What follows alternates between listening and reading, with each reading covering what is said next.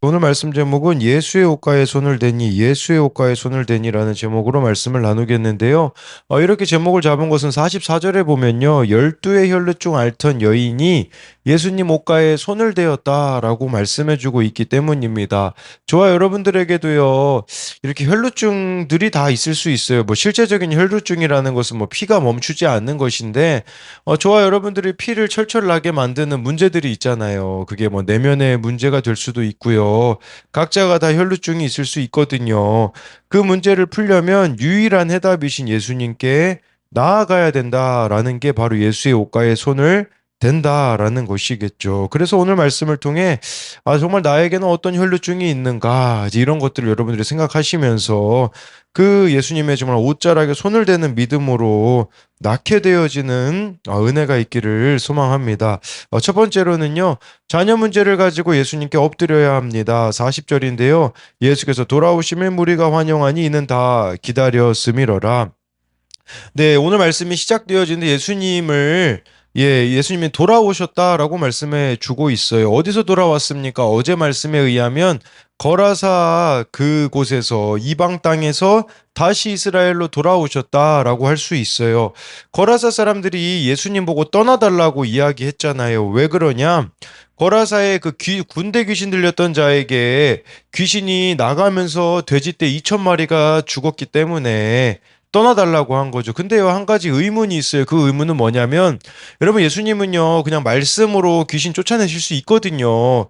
그런데 왜 그 귀신들이 돼지떼에 들어가기를 허락하셨을까요?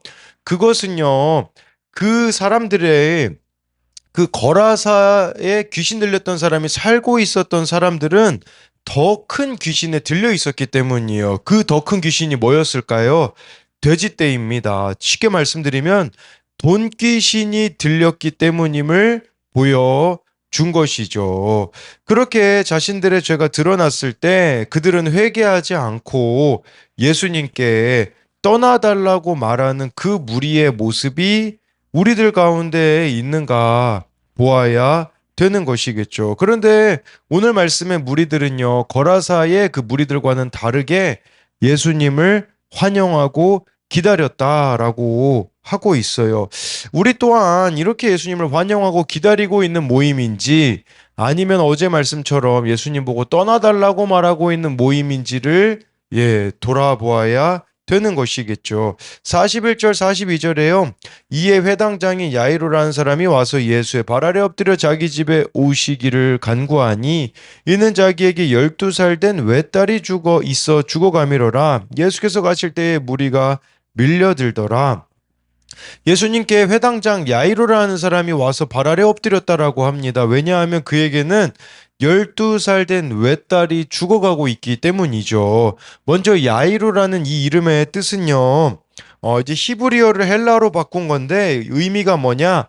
그는 깨울 것이다. 이런 뜻이에요. 그는 깨울 것이다. 정말 그 이름대로 예수님께서 깨우실 것을 고백하는 이름이 아니겠습니까? 그가 회당장이었다라고 하는 것은요, 여러분, 회당은 유대인들의 신앙과 사회생활의 중심지였어요. 예배드리고 율법 가르치고 재판과 제사의 일을 행하려고 10명의 회당장을 세웠거든요. 그만큼 대단한 위치였다라는 거예요. 여러분, 근데 이 사람이 예수님 앞에 엎드리기가 쉽습니까? 어렵습니까? 당연히 어렵죠. 평판을 생각한다면요, 절대로 예수님께 엎드릴 수 없는 사람이에요. 여러분, 그런데요, 왜 그가 엎드릴 수 있었겠습니까? 12살 된 외딸이 죽어가고 있기 때문이에요. 여러분, 12살이라는 것은요, 당시에 결혼할 나이였기 때문에 그 딸이 죽어간다라는 것은 자녀에 대한 소망이 끊어져 가는 절망의 상황이었음을 보여주고 있는 것이에요. 자기 외동딸이 죽어가고 있기에 지위와 체면 따위는 던져버리고 그는 예수님께 엎드렸다라는 거죠. 우리 또한 회당장처럼 세상에서 힘과 지위와 명예가 있을지 몰라요. 그렇지만 그걸로 해결할 수 없는 문제가 있습니다. 그 중에 하나가 무엇입니까? 바로 자녀 문제인 것이죠. 자녀 문제는 능력과 지위를 갖춘 회당장이라도 예수님께 무릎을 꿇을 수밖에 없게 만드는 사건입니다. 여러분, 인간에게는요, 자존적인 교만이 있고, 특히 남자들은요, 아무에게나 못 엎드립니다. 그러나, 자식이 아픈 것이 내가 아픈 것이고, 자식이 죽는 것이 내가 죽는 것이기 때문에 엎드릴 수밖에 없는 것이죠. 저는 참 그런 생각을 오늘 말씀을 보면서 해보죠. 힘든 자녀가 나를 예수 믿게, 병든 자녀, 힘든 자녀가 나를 예수 믿게 해준다라는 것이겠죠. 여러분, 자녀에게만 해당되겠습니까? 힘든 부모가 나를 예수님 앞에 엎드리게 하는 것이에요. 또는 여러분, 우리가 돌아봐야 될 영적 자녀들이 있지 않습니까? 예, 정말 그들을 향해서 우리가 할 수 있는 게 뭡니까? 바로 예수님께 엎드리는 것이라고 말씀해주고 있습니다. 그래서 이것에 대한 두 가지 적용은요, 나를 엎드리게 하는 아픈 자녀나 문제아 자녀가 있습니까? 회당장 같은 지위와 돈이 있어도 주님이 만져주셔야지만 자녀가 살아나는 것을 믿고 있습니까? 또 한 가지는요, 배우자와 자녀 지체가 병든 문제로 절망합니까? 이 일로 나를 찾아오신 주님을 만납니까?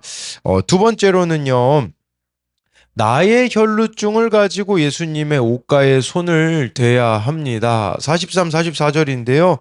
이에 12회를 혈루증으로 앓는 중에 아무에게도 고침을 받지 못하던 여자가 예수의 뒤로 와서 그의 옷가에 손을 대니 혈루증이 즉시 그쳤더라. 지금 예수님께서는요, 회당장 야이로의 딸을 고치러 가는 상황에서 또 한 가지 일이 벌어지죠. 12회 혈루증으로 앓던 여인이 예수님 옷가에 손을 되었다라는 거예요. 먼저 오늘 말씀에서요, 야이로의 딸과 혈루증 앓던 여인의 공통점이 있습니다. 물론 둘 다 여자라는 공통점도 있겠지만 12라는 숫자에 있어요. 그래서 야이로의 딸도 12살 되었고요. 이 혈루증 앓던 여인도 12년 동안 혈루증을 앓고 있다라는 공통점이 있는데, 여러분, 이 숫자 12는요, 이스라엘을 상징하는 숫자입니다. 이것이 의미하는 게 무엇이겠습니까? 여러분, 이스라엘 백성들이요, 겉으로 보기에는 괜찮지만 그들의 실제적인 영적인 상태는요, 죽음과 질병에 고통을 당하고 있음을 보여주고 있는 것이죠. 네, 우리도 마찬가지지 않겠습니까? 교회에 나오시는 분들 겉으로 보기에는 번지를 해서 괜찮은 것 같지만 모두가 다 죽음과 질병의 고통을 당하고 있는 그 실제를 보여주는 것이 바로 숫자 12라고 할 수가 있습니다. 43절에 12의 혈루증 앓는 여인은요, 아무에게도 고침을 받지 못하고 있어요. 12회에 해당된다라는 것은요, 이 원어로 보면요, 12살로부터라고도 번역할 수 있어요. 그러니까 이 여인이 12살부터 혈루증을 앓았다라고도 이렇게 번역할 수 있거든요. 12살은 월경할 때이기 때문에 그때부터 하열이 그치지 않는 이 혈루병을 앓았다면 그녀는 결혼하지 못했을 겁니다. 정말 남들이 결혼할 시기에 그녀는 결혼을 하지 못하였을 겁니다. 이 혈루증으로 인함이겠죠. 그리고 이 혈루증은요, 피가 흐르는 병으로 레위기에 보면요, 불결한 병이고요, 무리 속에서 섞여 살 수 없는 병이었다고 합니다. 12년 동안 앓았다라는 것은 12년이라는 시간은 소망이 끊어지게 만드는 오랜 시간이잖아요. 이 12년 동안 혈루증을 앓으며 비참하고 소외된 삶을 살았을 것입니다. 이걸 통해서 저와 여러분들에게도요, 아무도 해결할 수 없는 혈루증과 같은 것이 있을 수 있을 겁니다. 12년째 계속되고 있는 상처, 12년째 계속되고 있는 음란, 중독, 이것도 저와 여러분들의 혈루증일 수 있어요. 저에게는 그런 혈루증과 같은 것이 무엇이 있는가를 보니까 인정 중독이었습니다.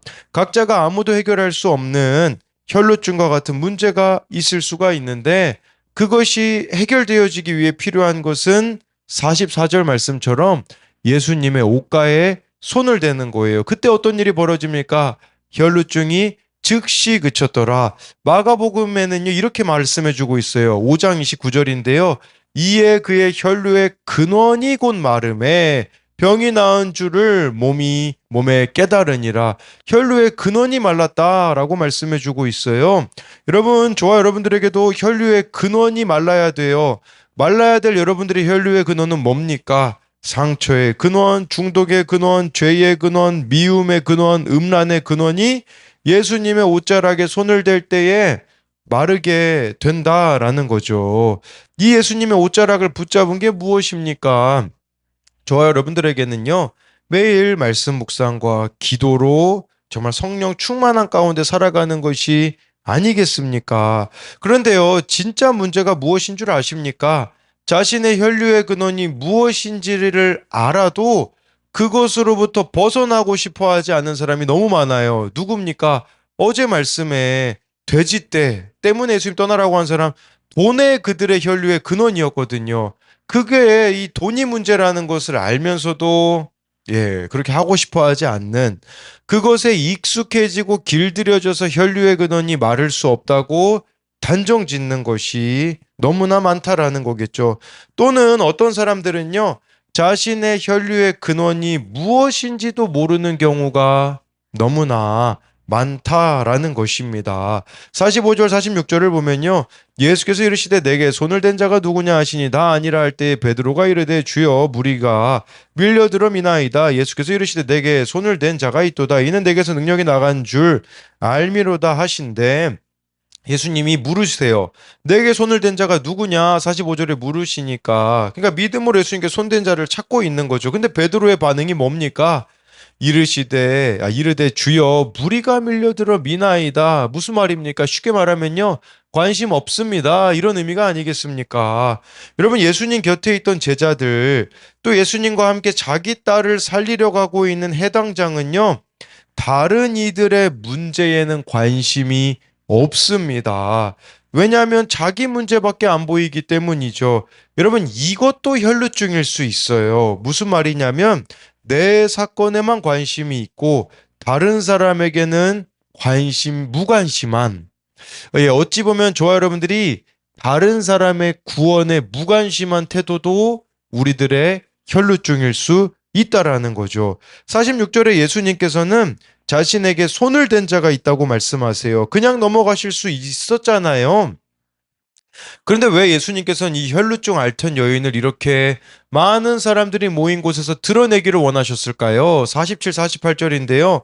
여자가 스스로 숨기지 못할 줄 알고 떨며 나와 엎드려 그 손댄 이유와 곧 나은 것을 모든 사람 앞에서 말하니 예수께서 이르시되 딸아 내 믿음이 너를 구원하였으니 평안히 가라 하시더라. 예수님은 자신의 옷에 손댄 자가 누군지 몰라서 물으신 게 아닙니다.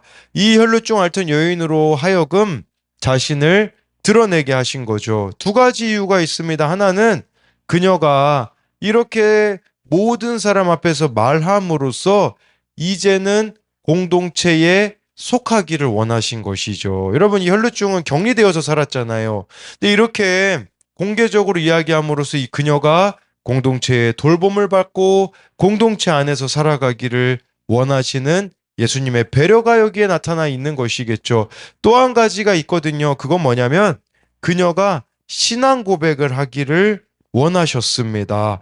우리로 말하자면 살아난 간증을 하기를 원하셨어요. 왜냐하면 그 무리 중에는요, 다른 혈루증을 앓고 있는 사람들이 있었을 거예요. 그랬을 때 이 여인이 혈루증을 나은 걸 보면서 나도 예수님 옷자락 붙잡으면 살아날 수 있겠구나, 이것을 알기를 원하셨다라는 거겠죠. 그렇기 때문에 저와 여러분들이 각자의 혈루증이 나은 것을 이렇게 고백하며 나아가셔야 돼요. 왜 그래야 되겠습니까? 그 이유는 이제 48절에 나오는데, 먼저는 48절에 그렇게 이 여인이 모든 사람 앞에서 말했을 때 예수님이 뭐라고 합니까? 딸아 라고 말씀하시지 않습니까? 예수님은 이 여인을 꾸짖지 않으시고 친근하게 딸이라고 부르셨습니다. 이렇게 부르심은 마을 밖에서 격리되어 살아야 했던 이 여인을 이스라엘의 당당한 일원으로 인정하신다라는 것입니다. 네, 그리고 그녀에게 내 믿음이 너를 구원하였다라고 하시거든요. 여러분 성경을 읽어보시면요. 병 고침만 받은 사람이 있어요. 반면에 구원까지 받은 사람이 있습니다. 예, 여러분들은 어디에 해당되기 원하십니까? 나의 문제 해결만 원하십니까? 아니에요. 우리는 구원까지 가셔야 되는 것이겠죠. 여러분, 이 여인이 이렇게 공개적으로 혈루병 나은 것을 이야기하기를 예수님께서 원하신다라는 것은요. 예, 우리 또한 이렇게 구원받은 자가 되기를 원하신다라는 것이에요. 또한 내가 정말 이 구원의 가치를 크게 여긴다면 나의 혈루증을 47절처럼 모든 사람 앞에서 말할 수 있다라는 것이죠. 나의 죄임됨, 병듦, 연약함을 드러내며 가는 것이에요. 근데 이것은요, 여러분, 구원의 가치를 아는 자만이 할 수 있는 것이에요. 그냥 문제 해결만 바라는 사람은요, 이런 얘기 절대 못할 겁니다. 근데 정말 구원을 바라는 사람, 구원의 가치가 큰 사람은요, 이것을 이야기하는 것이겠죠. 이것을 이야기함으로써 다른 혈루병을 앓고 있는 자들을 회복시키기를 원하시는 그 주님의 뜻이 여기에 있는 것이죠. 또한 이 말씀을 통해서요, 여러분 주위에 혈루병을 앓는 것 같은 사람이 있을 수 있어요. 내가 주님 앞에 나의 혈루를 내어놓을 때까지 기다리시고 주님이 고쳐주신 것처럼 다른 이들 또한 스스로 혈류를 예수님께 내어놓을 때까지 저와 여러분들이 기다려 주어야 된다라는 것이에요. 억지로 끌어내려고 하지 마시고 스스로 그들이 드러내기까지를 인내하는 저 스스로 그들이 깨달을 때까지 인내하는 그 수고가 저와 여러분들에게는 또한 필요하다라는 것입니다. 이것에 대한 두 가지 적용 질문은요. 나의 혈루증은 무엇입니까? 숨기고 싶은 나의 혈루증, 부끄러운 죄와 연약함을 교회 공동체와 예수님 앞에 솔직히 고백하고 있습니까? 또 한 가지는요, 나의 혈루증을 다른 이들에게 나누며 다른 이들을 위로하고 살려낸 적이 있습니까? 기도하겠습니다. 살아계신 하나님, 오늘 말씀에 예수님을 환영하고 기다렸던 무리가 있습니다. 우리 교회가 그렇게 되어지기 원합니다. 마치 거라사 지방 사람들처럼 예수님 보고 떠나달라고 그냥 내가 살던 대로 살겠다라고 말하는 그런 교회 공동체가 되어지는 것이 아니라 정말 예수님을 환영하고 기다리고 예수님께서 주인 되시는 그 공동체가 되기 원합니다. 여기 회당장 야이로가 어쩔 수 없는 자녀 문제를 가지고 예수님께 엎드립니다. 우리도 어쩔 수 없는 문제가 있습니다. 그것은 그냥 절망하라고 주신 문제가 아니라 예수님께 엎드리라고 주신 문제임을 봅니다. 그렇기에 정말 가족의 구원을 위해서 나의 영적 자녀들의 문제들을 위하여서 주님 앞에 엎드리는 우리 한 사람 한 사람 되게 하여 주옵소서. 또한 우리에게 혈루증이 있을 수 있습니다. 12년 된 혈루증. 정말 우리의 어떤 노력과 의지와 그 어떤 것으로 해결할 수 없는 각자의 혈루가 있습니다. 그것을 가지고 예수님의 옷자락에 손을 대기 원합니다. 옷자락에 손을 댄다라는 것은 날마다 우리가 말씀으로 나아가고 기도 가운데 나아감으로써 주님의 도우심을 구하는 것입니다. 그럴 때에 마가복음에 보면 혈류의 근원이 말랐다라고 말씀해주고 있는 것처럼 우리들 각자가 가지고 있는 그 죄와 중독과 상처의 근원이 마르게 되어진 역사가 일어나게 하여 주옵소서. 또한 나의 이 나은 혈루증을 모든 사람 앞에 말함으로써 다른 이들을 또한 구원으로 인도해내는 우리 한 사람 한 사람 되게 하여 주실 것을 믿으며 살아계신 예수님 이름으로 기도드립니다. 아멘.